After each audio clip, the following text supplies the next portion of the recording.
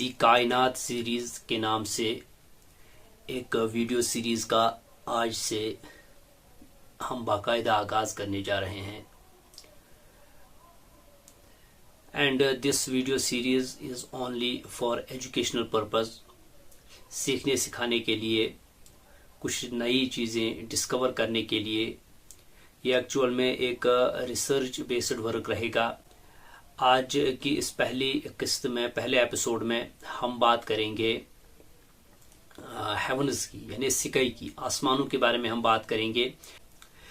आज से कई साल पहले 1964 में एक डिस्कवरी हुई थी and that discovery was called the discovery of cosmic microwave radiation. दो साइंसदानों ने ये डिस्कवरी की थी जिसको आज दुनिया बिग बैंग के नाम से जानती है। यानी एक जमाना ऐसा था जब ये कायनात पूरी तरह से बंद थी, फैली हुई नहीं थी, एक जगह जमा थी।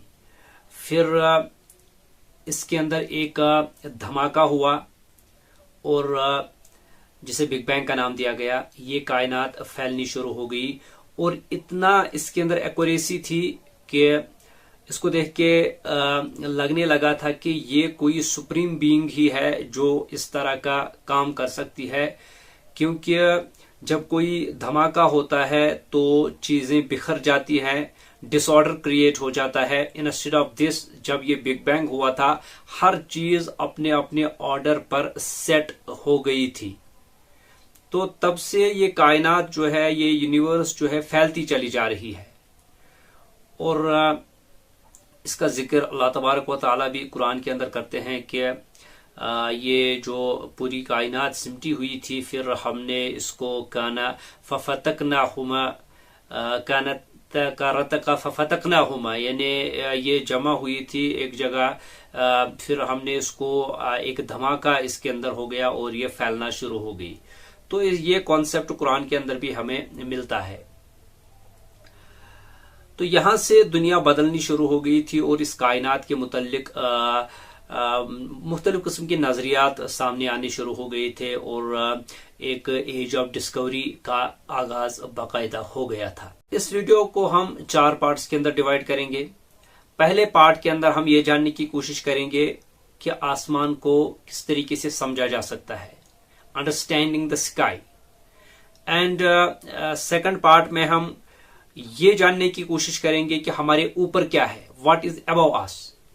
यानी हम जमीन पर खड़े हैं और हमारा जो सर है, इसके ऊपर क्या कुछ है, इसके ऊपर, इसको जानने की कोशिश करेंगे। And after that third section के अंदर हम क्रिएशन ऑफ 7 स्काईज के बारे में बात करेंगे, यानी 7 आसमानों की जो पैदाइश है, जो कि एक माना हुआ कॉन्सेप्ट है और एक फैक्ट है। ये कॉन्सेप्ट क्या है, इसकी क्रिएशन कैसे हुई थी, इस बारे में डिटेल डिस्क्रिप्शन करेंगे। और फिर लास्ट सेक्शन में हम ये जानने की कोशिश करेंगे कि ये जो 7 हेवंस का कॉन्सेप्ट है, 7 आसमानों का जो ऊपर तले 7 आसमान हैं, इन आसमानों के ऊपर क्या है, what is above the skies, what is above the heavens, इसके बारे में लास्ट में बात करेंगे। हम जिस गैलेक्सी में रह रहे हैं इसका नाम है मिल्की वे। यानी हम अर्थ जो हमारा एक प्लेनेट है जिसे दुनिया में इंसान की जिंदगी के लिए मौजून बना दिया गया है, इसके अंदर हम जिंदगी गुजारते हैं। यहां पर हर तरह की चीज हमारे लिए अवेलेबल है।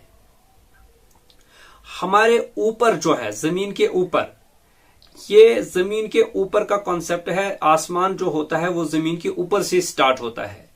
अब देखें, ये जमीन जो है ये फ्लैट नहीं है, बल्कि ये स्फेरिकल बॉल की तरह है। अब आप इसको एक गेंद की तरह से कंपेयर कीजिए। एक गेंद की तरह से इस तरीके से बनी हुई एक बॉल है, ये जमीन है।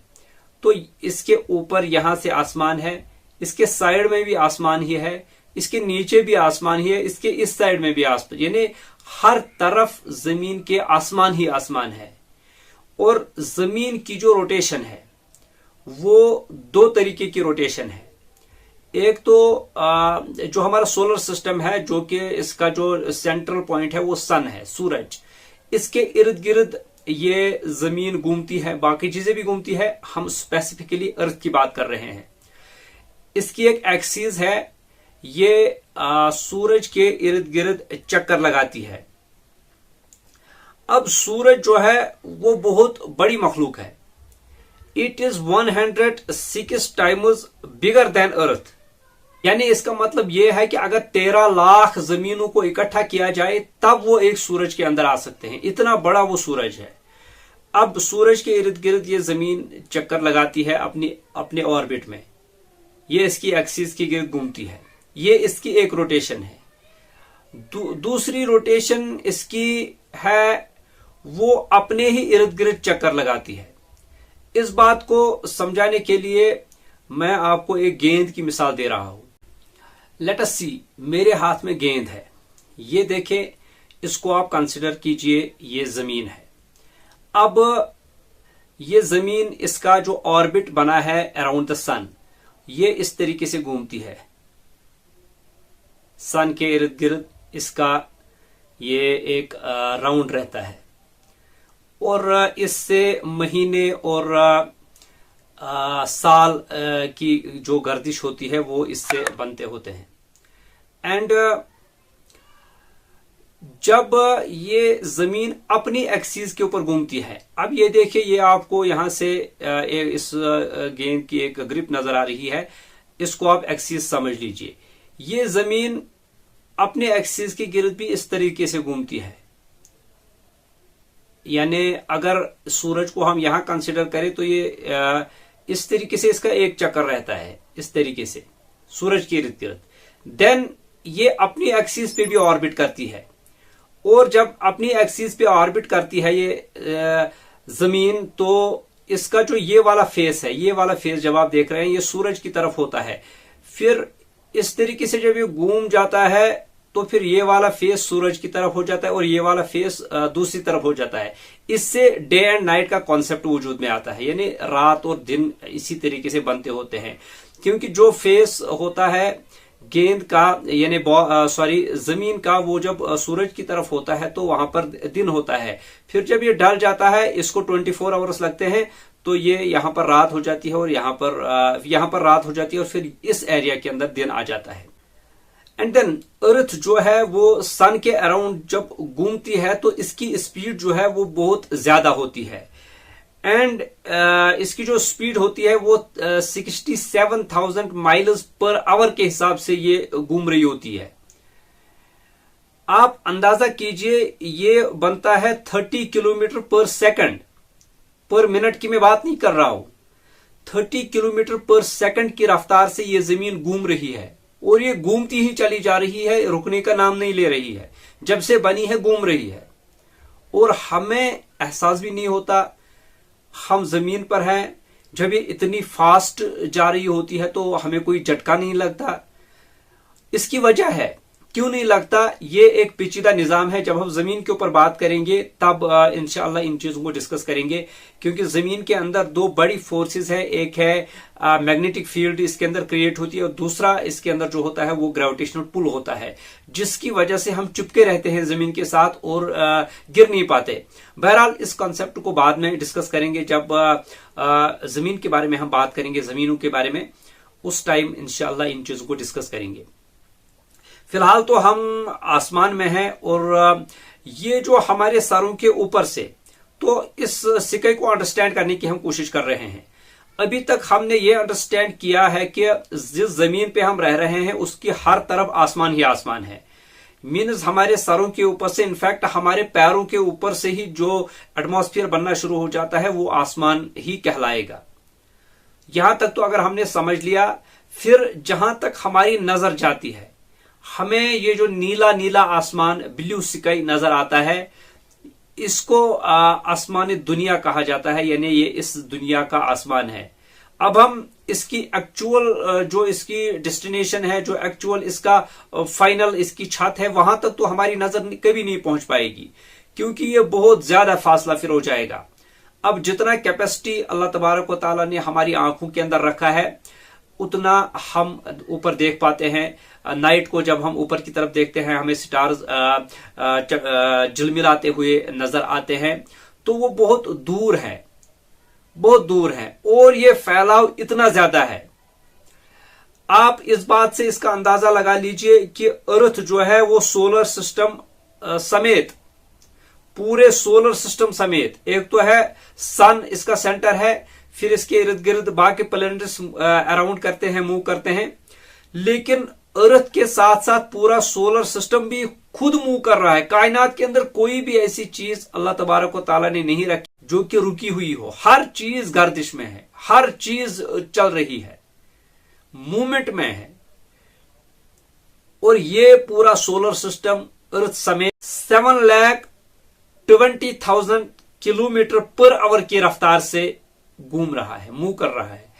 7,20,000 kilometre per hour means 200 kilometre पर सेकंड, यानी 200 किलोमीटर पर सेकंड की रफ्तार से पूरा सोलर सिस्टम गर्दिश कर रहा है। अब इतना बड़ा सोलर सिस्टम, देखिए मैंने अभी आपको सन का एक साइज बताने की कोशिश की थी और बताया था कि अगर हम सन को जमीन के साथ कैलकुलेट करें तो 13 लाख जमीनों को हमें मिलाना पड़ेगा, 13 लाख पूरे प्लेनेट अर्थ को मिलाना पड़ेगा। जिस तरह हमारा एक प्लेनेट अर्थ है, इसी तरह की 13 लाख प्लेनेट अर्थ हमें लानी पड़ेगी, तब एक सूरज बनेगा, सूरज का साइज बनेगा। तो बहुत बड़ी मखलूक है। इसी तरह तरीके से बहुत सारी चीजें, बहुत सारे हेवनली बॉडीज इसके अंदर तैर रहे हैं आसमान के अंदर, और ये आसमानी दुनिया की बात हो रही है। और ये सब कुछ जिसके अंदर हो रहा है उसका नाम है मिल्की वे, यानी हम जिस गैलेक्सी में रह रहे हैं, कॉम्बिनेशन ऑफ स्टार्स होती है, कॉम्बिनेशन ऑफ प्लैनेट जिसके अंदर बहुत सारी चीजें आ जाती है, इसका साइंटिफिक नेम मिल्की वे रखा गया है। सूरज और जमीन की कितनी डिस्टेंस बनती है आपस में, यानी जमीन सूरज से कितनी दूर है। आज तो हम जमीन के अंदर जब सुबह को जागते हैं तो हमें सूरज आसमान में नजर आता है अच्छे से, और हमें नहीं लगता कि ये इतना दूर होगा, बट इसकी जो एक्चुअल डिस्टेंस है ये 15 करोड़ किलोमीटर दूर है जमीन से। 15 करोड़ किलोमीटर, 15 करोड़ किलोमीटर ये जमीन से दूर है। ये कोई कम डिस्टेंस नहीं है, बिकॉज जब सूरज से रोशनी निकलती है और वो जमीन की तरफ ट्रेवल करती है, it takes 8.3 minutes to reach earth. जमीन तक पहुंचते पहुंचते 8 मिनट और 8.3 यानी 8 मिनट और 3 सेकंड इसको लग जाते हैं जमीन तक आते आते। अब ये कितना ट्रेवल फास्ट करती है? एक्चुअली जो लाइट स्पीड ऑफ लाइट जो है वो है 3 लाख किलोमीटर पर सेकंड, यानी रोशनी की जो रफ्तार है, इसको समझिए आप, ये आसमान कितनी बड़ी मखलूक है। इससे आपको अल्लाह तबारक व तआला की अजमत का पता चल जाएगा।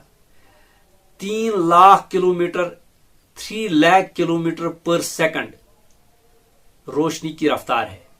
लाइट जो ट्रेवल करती है वो 3 लाख किलोमीटर पर सेकंड के हिसाब से ट्रेवल करती है, और इसी रफ्तार से वो रोशनी सूरज से निकलती है, जमीन तक आते आते उसको 8.3 मिनट लग जाते हैं। इसको कैलकुलेट किया जाता है तो लगता ये निकलता है, ये इक्वेशन सामने आ जाती है कि जमीन जो है वो सूरज से 15 करोड़ किलोमीटर दूर है। How much distance it is, अल्लाह अकबर।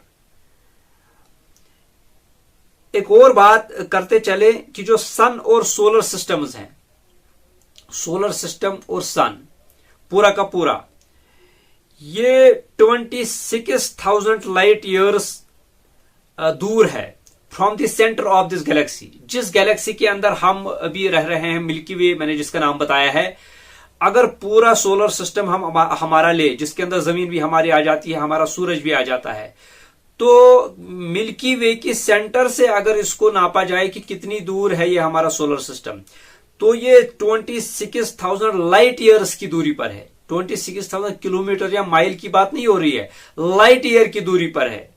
मीन्स लाइट की रफ्तार से, रोशनी की रफ्तार से अगर चले तो 26,000 लाइट ईयर्स इसको लगेंगे, तब जाके ये मिल्की वे की सेंटर तक इसका डिस्टेंस आ जाएगा।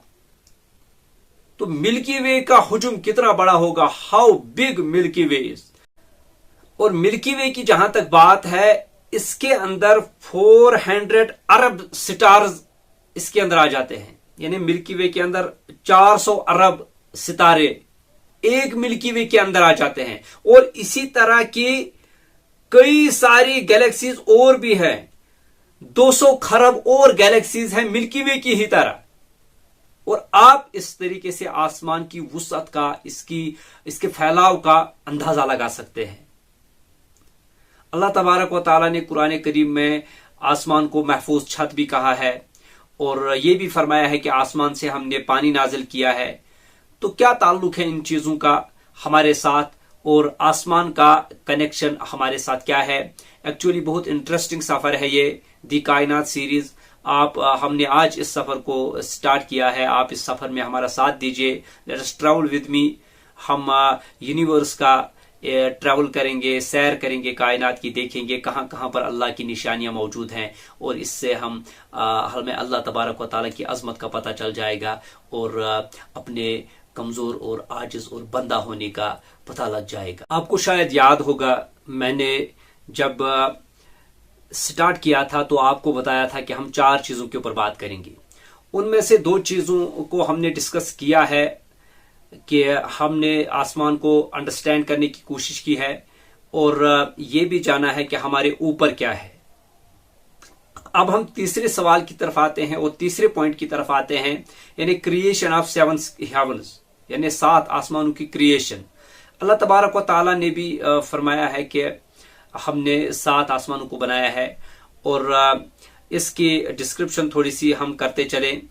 रसूलुल्लाह सल्लल्लाहु अलैहि वसल्लम की तरफ से ऑथेंटिक एक नरेशन है कि उन्होंने 7 आसमानों की एक फॉर्मेशन का जिक्र किया है, और ये फरमाया है कि पहला जो आसमान है वो जब हम पहले आसमान से ट्रैवल करेंगे। अब यहां से चीजें बहुत इंटरेस्टिंग होने वाली हैं, गौर से सुनिएगा।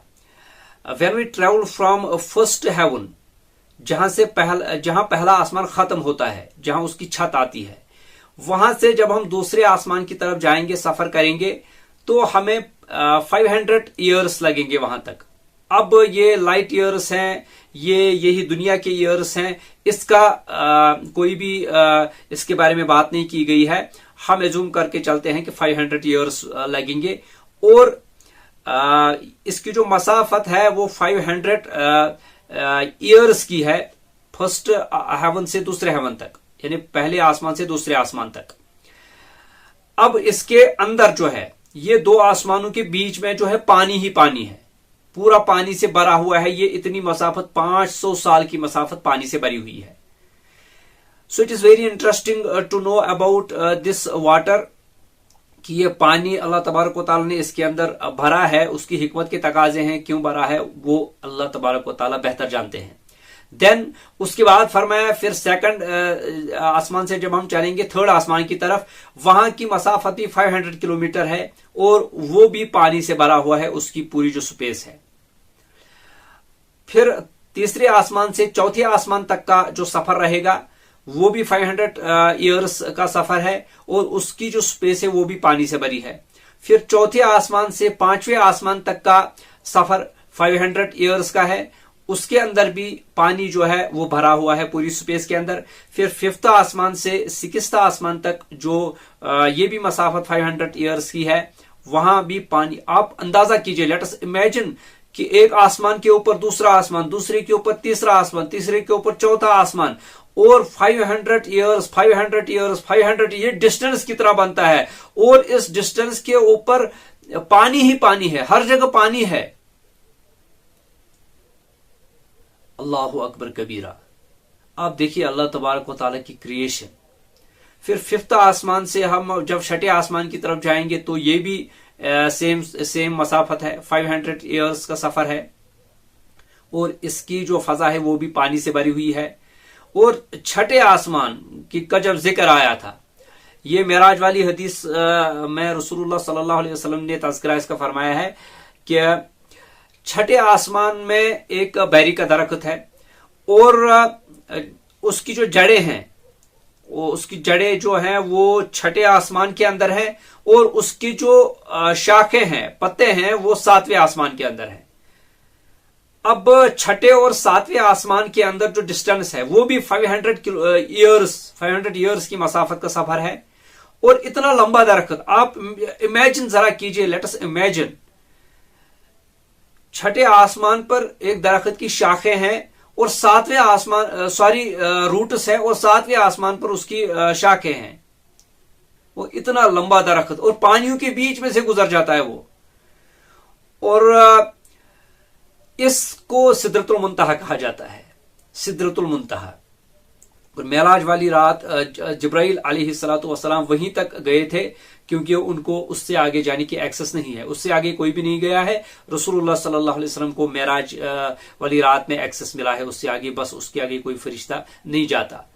अब यह बताया गया है कि वो सिदरतुल मुंतहा, मैं ये बातें आपको एक मकसद से बता रहा हूं, क्योंकि हम आसमानों को समझने की कोशिश करेंगे। हम एक सफर पर निकले हैं, इस सफर का नाम है दी कायनात सीरीज। का यूनिवर्स के अंदर हम सफर कर रहे हैं, कायनात के अंदर हम सफर कर रहे हैं, और हमारा वास्ता मुख्तलिफ चीजों से पड़ने वाला है। तो इन चीजों को समझना बहुत जरूरी है आपके ईमान के लिए, हमारे ईमान के लिए ये चीजें इंतहाई लाजिम है।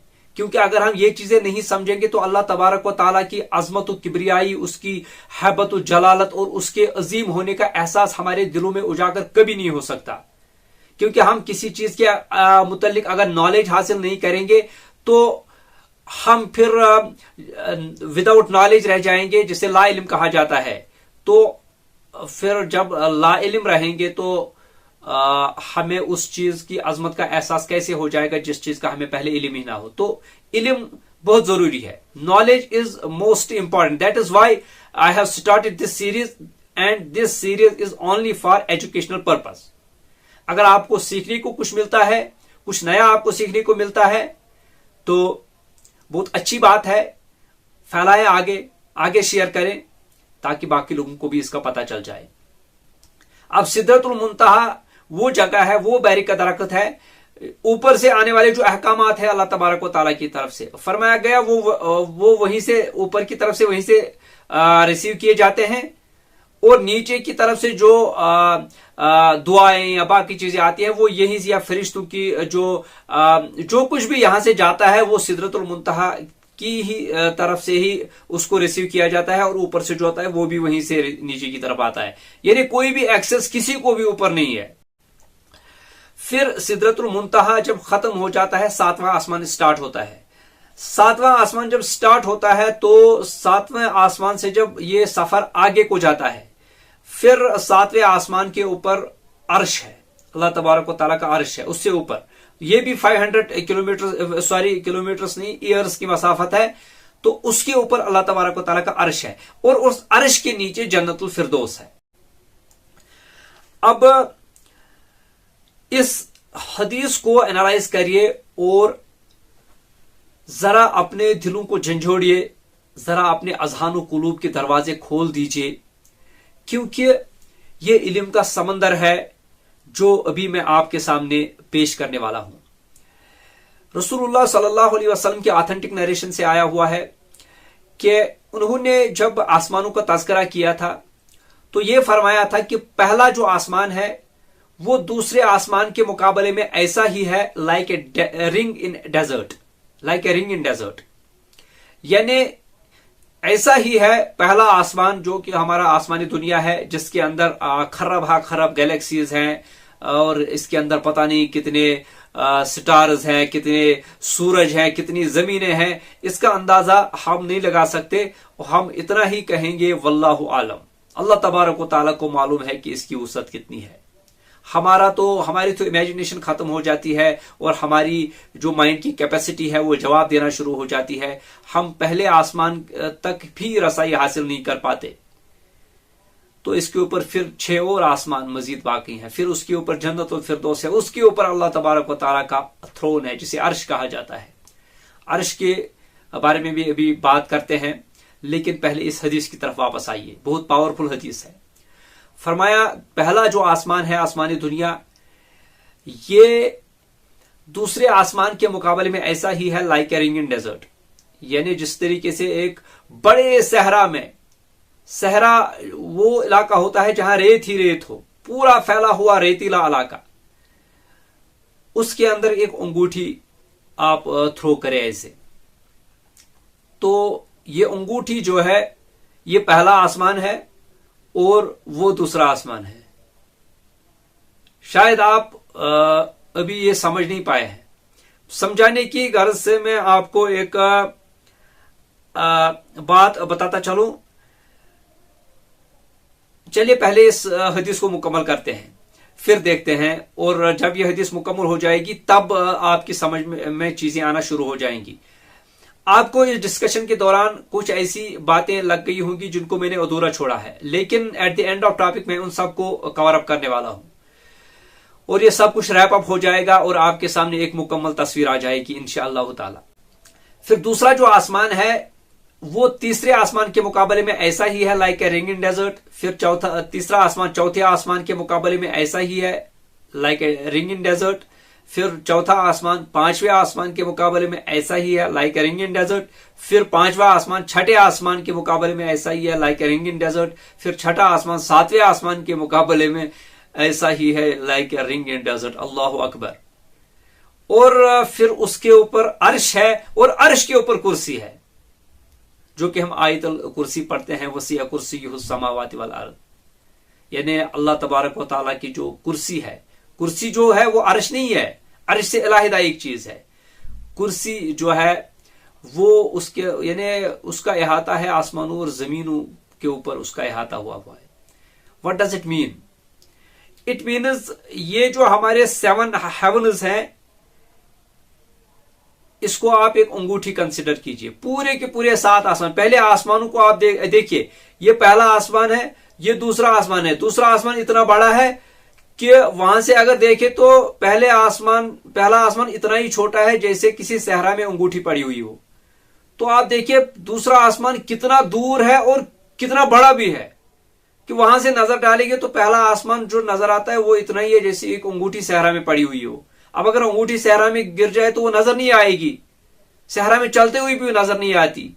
तो सेकंड आसमान से जब देखेंगे तो वो फिर इतनी ही छोटी उसकी हैसियत है। फिर दूसरा आसमान इतना ही है तीसरे आसमान के मुकाबले में, फिर तीसरा चौथे के मुकाबले में, चौथा पांचवें के मुकाबले में। ये जितना जितना हम ऊपर जा रहे हैं, जितनी एलिवेशन हमें मिल रही है, उतना उतना चीजें बड़ी बड़ी हो रही है। तो जितना ऊपर हम जा रहे हैं, जितना हम एलिवेट हो रहे हैं, तो ऊपर की चीजें बड़ी बड़ी होती जा रही है और नीचे की तरफ से एक स्फेरिकल सा, एक सिलेंड्रिकल एक तस्वीर, इसको इमेजिन आप कीजिए, जो एक अंगूठी की साइज की तरफ से है। फिर ये बड़ी बड़ी होना शुरू हो जाती है। दूसरा आसमान, फिर तीसरा उससे बड़ा, चौथा उससे बड़ा, पांचवा उससे बड़ा, छठा उससे बड़ा, सातवां उससे बड़ा। तो एक तरह का एक ट्रैक सा बन जाता है, ये एक तरह का रास्ता सा बन जाता है ये। फिर जब कुर्सी की बात आती है, कुर्सी की बात की गई है, तो ये 7 आसमान, पूरे के पूरे 7 आसमान, जमीनों समेत इन आसमानों के अंदर जो भी पानी है, जितनी भी गैलेक्सीज, ऑल द स्टार्स, सन, और इसके अंदर जितनी भी कोमेट्स है, जितनी भी हेवनली बॉडीज इसके अंदर तैर रही है, all the solar system, all the galaxies, खरब हा खरब ये तारे, ये गैलेक्सी, सब का सब मिला के एक रिंग है पूरा। All the 7 heavens are equal to 1 ring and Kursi is equal to desert. शायद आपकी समझ में नहीं आया। यानी कुर्सी को आप कंसिडर कीजिए, ये एक सहरा है, बहुत बड़ा सहरा है, और पूरे के पूरे 7 आसमान इसके अंदर जो कुछ भी है वो कुर्सी के अंदर डालेंगे, like a ring in desert. जैसे कि ये पूरी की पूरी कायनात आसमानों से बनी हुई है, लदी हुई पूरी की पूरी, ये कुर्सी के अंदर गायब हो गई। उस तरह से जैसे अंगूठी सहरा में डाले वो गायब हो जाती है। अब इससे आगे बड़ी बात, इससे बड़ी बात ये कि कुर्सी जो है, Kursi is equal to ring and Arsh is equal to desert. अब जिसके अंदर ये सारी कायनात डूब गई है कुर्सी के अंदर, वो कुर्सी एक अंगूठी की हैसियत रखती है बमुकाबले अर्श।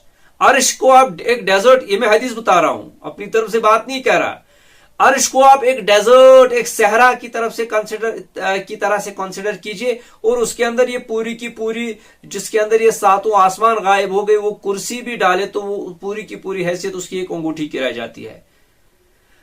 लेट अस इमेजिन कि अर्श कितनी बड़ी मखलूक है। कायनात की सबसे बड़ी मखलूक जिसको अल्लाह तबारक व तआला ने तख्लीक फरमाया है वो अर्श है। उससे बड़ी कोई मखलूक अल्लाह तबारक व तआला ने पैदा नहीं फरमाई, और अर्श के ऊपर फिर अर्श का मालिक है। अब यहां से चीजों को बड़े मोहतात अंदाज से मैं भी बयान करूंगा, मोहतात अंदाज से मैं भी पेश करूंगा, और आप भी मोहतात अंदाज से सुनेंगे, बिकॉज ये अल्लाह तबारक व तआला का मामला है। हमने ये चीजें आंखों से नहीं देखी है, बट ऑथेंटिक नरेशन हमारे पास मोहम्मद रसूलुल्लाह सल्लल्लाहु अलैहि वसल्लम की आई हुई है, उसके हवाले से हम बात कर रहे हैं कि अर्श जो है बड़ी मखलूक है, बहुत बड़ी मखलूक है, और उसके ऊपर अर्श का मालिक है। इन 7 आसमानों का जिनका मैंने अभी जिक्र किया है, इनको नाम दिए हैं अल्लामा जलालुद्दीन सयूती, एक स्कॉलर गुजरे हैं, उनने अपनी किताब में, जिसका रेफरेंस भी मैंने आपको दिया था, उनने इनका नाम भी बताया है। पहले आसमान का नाम रकिया है, और ये पूरा का पूरा पानी से बना हुआ है। एंड इसके मुतालिक ये भी कहा जाता है, वल्लाहु आलम, अल्लाह तबारक व तआला इनकी हकीकत को बेहतर जानते हैं, कि ये जो पानी है इट इज लिविंग वाटर, जानदार पानी है, यानी किसी को भी इसके दरवाजों से ऊपर जाने की इजाजत नहीं है, रोक लेते हैं विदाउट, जब अल्लाह का हुक्म होता भी इनको एक्सेस मिलती है। और दूसरा जो आसमान है अस्फिलून, हमने जिक्र किया है, ये सफेद मोती का बना हुआ है। तो पहला आसमान जो है वो पानी का बना हुआ है पूरा का पूरा, एंड सेकंड जो हेवन है, दूसरा आसमान है, वो अस्फिलून जो है सफेद मोती का बना हुआ है। Let us imagine white pearl का बना हुआ आसमान, कितना खूबसूरत, how beautiful it is. And then third आसमान का नाम है कैनून, और जलालुद्दीन सयूती फरमाते हैं वो लोहे का बना हुआ है, पूरा लोहे का आसमान, उसके ऊपर पानी। एंड देन फोर्थ आसमान का नाम माउना के ये पीतल एक धात है, एक मिनरल है, उसका बना हुआ है। एंड देन फिफ्थ आसमान रिका, ये चांदी का बना हुआ है, मेड ऑफ सिल्वर। एंड छठा आसमान जो है वो तिकना उसका नाम है, और ये सोना और सुर्ख पत्थर से बना हुआ है।